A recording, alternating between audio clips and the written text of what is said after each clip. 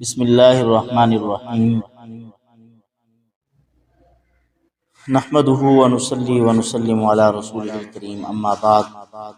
فاعوذ باللہ من الشیطان الرجیم بسم اللہ الرحمن الرحیم شہر رمضان الذي انزل فيه القرآن هدى للناس وبينات من الهدى والفرقان فمن شهد منكم الشهر فليصم ومن كان مريضا او على سفر فعدة من ايام اخر يريد الله بكم اليسر ولا يريد بكم العسر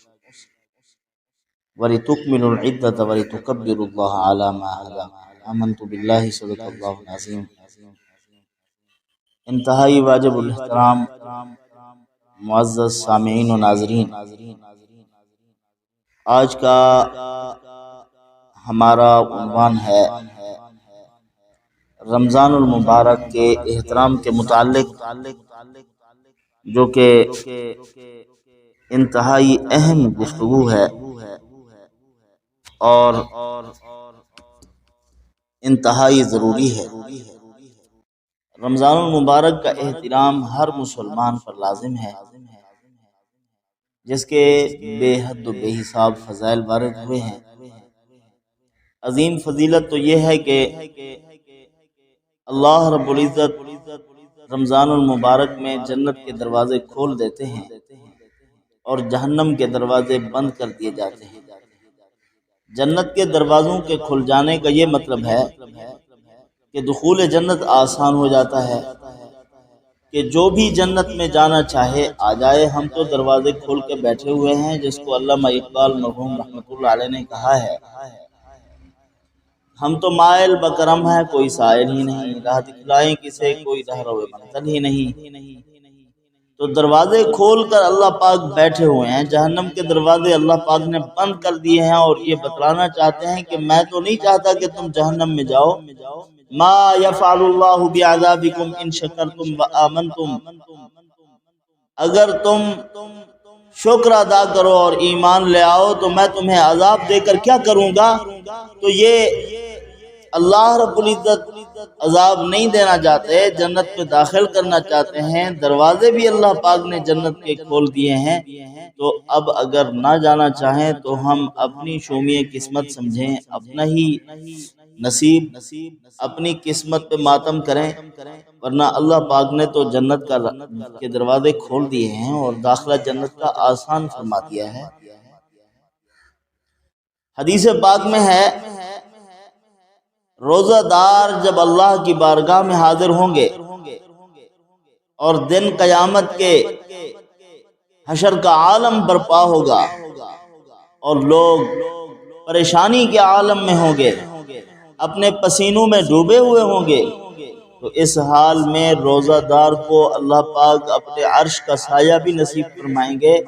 اپنے عرش کے سائے کے نیچے اللہ رب العزت دسترخوان بچھوائیں گے اور جنت کی نعمتیں ان پر ڈالیں گے، اور اپنے روزہ دار بندوں کو اللہ پاک جنت کے دسترخوان سے روٹی کھلائیں گے، کھانا کھلائیں گے، اور قسم و قسم کی نعمتیں ہوں گی۔ جب ساری دنیا پریشان ہوگی، روزہ دار خوشحال ہوگا، اس کے لیے کوئی پریشانی نہیں ہوگی۔ حکیم الامت مجدد الملت حضرت مولانا اشرف علی تھانوی رحمۃ اللہ علیہ نے لکھا ہے، فرمایا کہ حشر کے عالم میں، میدان محشر میں اللہ کے عرش کے سائے کا نصیب ہو جانا، پھر اس کے نیچے اللہ تعالیٰ کی طرف سے میزبانی کا ہو جانا، یہ اس بات کی دلیل ہے کہ ان کو اللہ پاک بلا حساب و کتاب جنت میں داخل کریں گے۔ کم ظرفو، تم اپنے کسی مہمان کو کھانا کھلا کے اس سے حساب نہیں لیتے، تو کیا اللہ پاک جنت کے کھانے کھلانے کے بعد کہے گے آؤ حساب دو؟ تو یہ روزے کی کتنی بڑی فضیلت ہے، اور مسلمان کے لیے انتہائی درجے کا پروٹوکول ہے کہ اللہ رب العزت مسلمان کو دعا کا حکم فرماتے ہیں، فَإِنَّ فِي السُّحُورِ بَرْكَةٌ، سحری کے وقت میں اللہ نے برکت رکھی ہے، دعا مانگو۔ اس وقت کھانا کھا رہے ہو، خدا کی رحمت نصیب ہو رہی ہے، اور افطار کے وقت میں بھی اللہ پاک فرماتے ہیں اے فرشتوں، میرے محبوب کی امت کے لوگ دعائیں مانگ رہے ہیں، تم میری تسبیح و تقدیس و تحلیل، میری حمد و ثنا چھوڑ دو، میرے محبوب کی امت کے روزے داروں کی دعاؤں پر آمین۔ مسلمان کا اس قدر پروٹوکول ہو رہا ہو اور وہ اس وقت لہو و لعب میں لگا ہوا، قسم و قسم کی چیزوں میں مصروف ہے، کھانے میں، پکانے میں، اور فلاں چیز میں اس کا اہتمام نہیں کر رہا کہ اس وقت 2-4 منٹ بیٹھ کے میں اللہ کی بارگاہ میں عرض کروں۔ تجربہ ہے، جو لوگ خصوصاً افطار کے وقت میں دعاؤں کا اہتمام کرتے ہیں، سال بھر ان کے لیے کوئی مسائل نہیں رہتے، پریشانیاں دور ہو جاتی ہیں۔ یہ چانس ہے، گولڈن چانس، سنہری موقع ہیں جو اللہ نے امت محمد کو عطا فرمائے ہیں۔ کیا اللہ پاک اپنے پیارے حبیب حضرت محمد صلی اللہ علیہ وسلم کے دین کے ماننے والوں کو دکھ میں دیکھنا پسند کرتے ہیں؟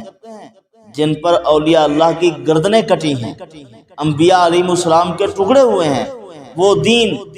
ہمارے پاس ہے، اور دین کو ماننے والے کیوں پریشان ہیں؟ معلوم ہوا دین کو پس پوچھ ڈالا ہوا ہے۔ اب آپ دیکھ لیں ہم دین اسلام کا کیا احترام کرتے ہیں، اور خصوصاً رمضان المبارک میں ان قیمتی گھڑیاں اپنے اکابرین اور اسلاف کے رمضان المبارک کا مطالعہ کریں کہ وہ کتنی محنت کرتے تھے۔ 61 قرآن پڑھتے تھے امام اعظم ابو حنیفہ رحمۃ اللہ علیہ، اور رات بھر قیام کرتے تھے، دن کو روزہ رکھ کے احسان نہیں جتلاتے تھے اللہ تعالیٰ کو کہ ہم تو روزے دار ہیں، سارا دن ریسٹ مارتے ہیں۔ اس قسم کی باتیں جو ہے نا، یہ ہم نے اپنی بنائی ہوئی ہے، اپنی نفس کی آسائشوں کے لیے اور سہولیات کے لیے، کہ کوئی ترتیب بن جائے آرام کی، روزہ رکھ کے احسان ہوتی ہے، بس سارا دن سوئے رہے، کوئی عبادت نہیں۔ روزہ رکھ کے وہ صبح سے شام تک اور شام سے صبح تک اللہ کی عبادت میں مصروف رہتے تھے، تلاوت میں، ذکر میں، معمولات میں بڑا اہتمام کرتے تھے۔ میں تو مشورہ دوں گا کہ ہمیں چاہیے کہ عصر کے بعد ہمارے معمولات ہونے چاہیے، کوئی کام نہ ہو، کھجور سے افطار کرو، اس وقت تلاوت کرو، درود شریف پڑھو، اور تسبیحات کا اہتمام کرو اور دعا کا اہتمام کرو، عصر سے مغرب تک کوئی کام نہ ہو۔ اور خدا را یہ اپنے موبائل فون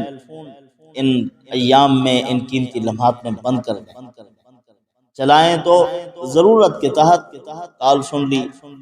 بات کر لی ضروری، تو اگر سنیں تو علماء کرام صلحاء اعظام جو ہدایات دیتے رہتے ہیں اور دین کی باتیں سمجھاتے رہتے ہیں، دین سکھاتے ہیں، ان کے بیان سننے چاہیے۔ اپنے وقت کو قیمتی بناؤ۔ باقی اس قیمتی دن میں جبکہ اللہ کی رحمت ٹھاٹھے مار رہی ہے، ان قیمتی لمحات میں،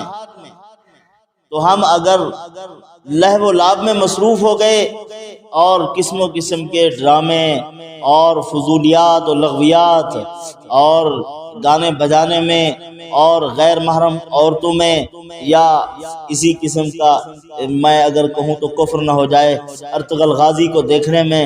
اور اس قسم کی چیزیں اور عثمان کا وہ ڈرامہ دیکھنے میں ہم مصروف ہو جائیں اور ان قیمتی لمحات کو بھی گنوا بیٹھیں،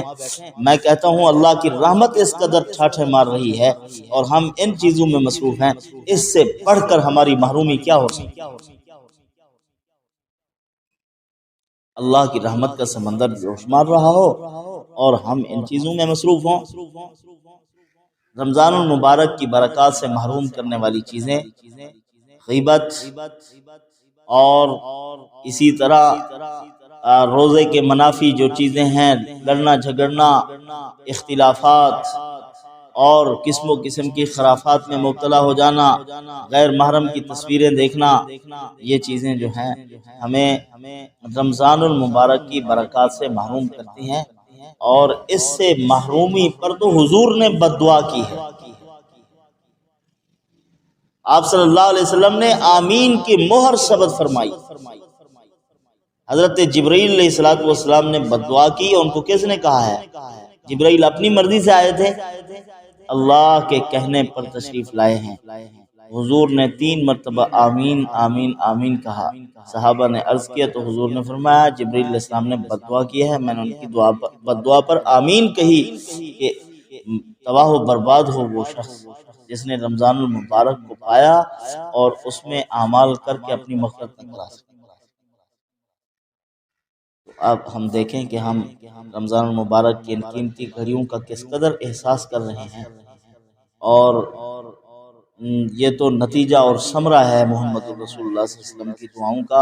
اور ان کے آنسو بہانے کا۔ تو حضور روئے ہیں تو اللہ پاک نے ان کے